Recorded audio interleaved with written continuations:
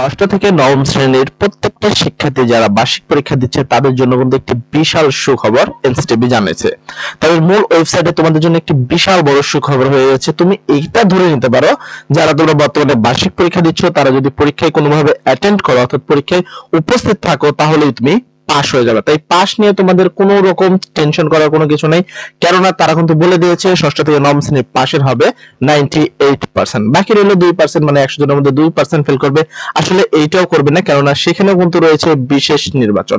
তো এই যে দুইটি আপডেট যে তোমাদের বাকি 2% কিভাবে পাস করবে সেই কথাটাও কিন্তু বলা হয়েছে, এবং 98% তোমরা এমনি পাস করবা। অর্থাৎ তোমরা খুব অনায়াসে যদি দেখো তোমরা মোটামুটি সবাই পাস করবে। এবার বিষয় হলো বাকি 2% তোমরা কিভাবে পাস করবা। আর তোমরা যদি ভালোভাবে নিউজটি দেখো, বলা হয়েছে ষষ্ঠ থেকে নবম শ্রেণীর বার্ষিক সামষ্টিক মূল্যায়ন পরীক্ষার পাশের হবে 98%, অর্থাৎ 98% হবে তোমাদের বার্ষিক সামষ্টিক মূল্যায়ন পরীক্ষার পাশের হার।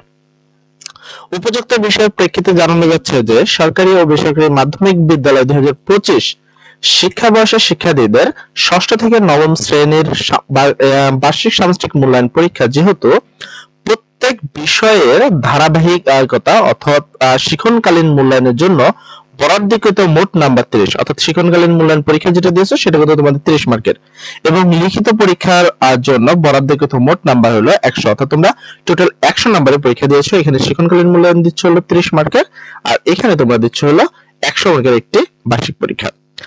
যেহেতু একজন শিক্ষার্থীর একটি বিষয়ে বার্ষিক ফলাফল প্রস্তুত করার ক্ষেত্রে ওই বিষয়ের ধারাবাহিক অর্থাৎ শিক্ষণকালীন মূল্যায়নের তার প্রাপ্ত নম্বরের সঙ্গে লিখিত বার্ষিক পরীক্ষার প্রাপ্ত নম্বরের 70% যোগ করে ওই বিষয়ের বার্ষিক পরীক্ষার ফলাফল বা গ্রেড প্রস্তুত করা হবে। সহজ বাংলায় যদি আমি তোমাদেরকে বলি তাহলে তোমাদের যে শিক্ষণকালীন মূল্যায়ন পরীক্ষা রয়েছে সেখানে শুধু 3 মার্ক পেলেই কিন্তু তোমরা পাস হবা। না দেখো এখানে কিন্তু বলা হয়েছে 30 মার্কের মধ্যে তোমরা এখানে 30 মার্ক একবারে হুবহু পাবা, এখানে কোনো প্রবলেম নেই, ঠিক আছে। এই 30 এ ধরো তুমি 30 পেয়ে গেছো, আর বাকি রইলো এই 100 মার্কের মধ্যে তুমি যদি 3 মার্কও পাও তাও কিন্তু তোমার পাস হবে। এরা কিন্তু বলেছে শুধুমাত্র তোমার যে লিখিত পরীক্ষা রয়েছে সেই লিখিত পরীক্ষার যে নাম্বারটা পাবা সেখানে 70% করতে হবে, অর্থাৎ যদি তোমাকে 70 ধরে তোমার 3 পেতে হবে সেটা তুমি 5 পেলে কিন্তু একবারে 100% পাস। সহজভাবে যদি বলতে চাই তাহলে তোমরা যদি পরীক্ষায় অ্যাটেন্ড করো তাহলে কিন্তু পাস হয়ে যাবে। ওই বিষয়ে শিক্ষার্থীকে গ্রেড করতে হবে। আচ্ছা ধরা যাক বাংলা বিষয়ে শিক্ষণকালীন মূল্যায়নের মোট নাম্বার কত, 30 নম্বরের মধ্যে একজন শিক্ষার্থী সে 25 নাম্বার এবং লিখিত পরীক্ষায় 100 নম্বরের মধ্যে সে 80 নাম্বার পেয়েছে। অর্থাৎ এটা বলা হয়েছে যে তোমরা কিভাবে A+ পাবা, সেই গ্রেডকে আমরা কিভাবে বিশ্লেষণ করব সেই গ্রেডটা কিন্তু তোমাদের বলা হয়েছে। তো দেখো তোমাকে শিক্ষণকালীন মূল্যায়ন পরীক্ষা যেটা তোমরা দিয়েছো তোমাদের স্যারের কাছে সেটা ধরো ছিল 30 মার্ক, সেখান থেকে তুমি 25 মার্ক পেয়েছো এবং 100 এর মধ্যে তুমি 80 মার্ক পেয়েছো।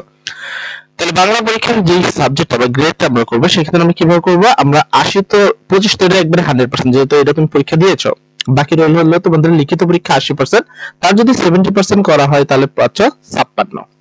তাহলে 56 যদি এর সাথে তুমি যোগ করো তাহলে তোমার হচ্ছে কত, তুমি দেখো যোগ করলে প্রাপ্ত মোট নাম্বার হচ্ছে 81। বাংলা পরীক্ষার ওই শিক্ষার্থী কিন্তু জিপিএ 5 পাবে, কারণ 80 তে কিন্তু জিপিএ 5। আর লিটল গ্রেড কত পাবে, A পাবে। আশা করি তোমরা এই বিষয়টি বুঝতে পেরেছো। অর্থাৎ তোমরা এটা ধরে নিতে পারো এইবার শিক্ষাবর্ষে কোনো ফেলে নেই, সহজ বাংলা কথায়।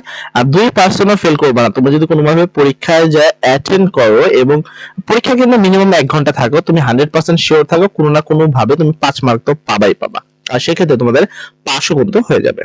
আশা করি এই বিষয়টা নিয়ে তোমাদের একবারে কোনো সমস্যা হওয়ার কথা না। যদি এই ভিডিওটি ভালো লাগে তাহলে অবশ্যই চ্যানেলটা একটু সাবস্ক্রাইব করে দিবে এবং ভিডিওতে একটি লাইক করে দিবে, এবং এই নতুন নিউজটা তোমার কাছে কেমন লেগেছে সেই বিষয়টা অবশ্যই জানাবা। সবাই ভালো থাকো, আসসালামু আলাইকুম। সবার পরীক্ষা যেন অনেক সুন্দর হয়।